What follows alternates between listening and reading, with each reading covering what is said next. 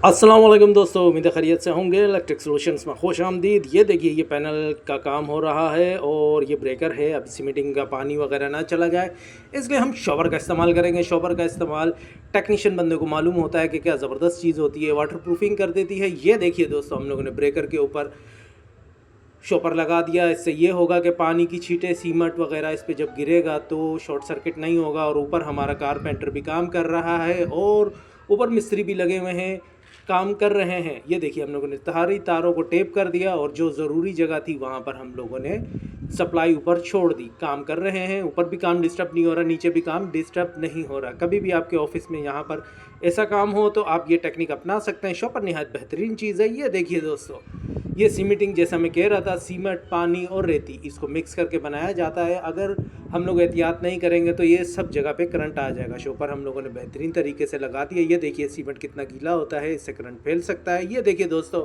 ये कंप्लीट हो गया, निहायत बेहतरीन और ज़बरदस्त हो गया। टेक्नीशियन ने, हमारे मिस्त्री ने सारे प्लस्तर कर दिया और थैली जैसे कि तैसे जैसे लगी हुई थी बेहतरीन तरीके से लगी हुई है। आपके यहाँ पे इस तरीके से प्रॉब्लम हो, ये देखिए शॉपर बेहतरीन रहा। ये देखिए, ये सीमेंट है, गीला है, हम हाथ नहीं लगा रहे, ख्याल कर रहे हैं। उम्मीद है वीडियो अच्छी लगी होगी। अपना ख्याल रखिएगा। अल्लाह हाफिज़।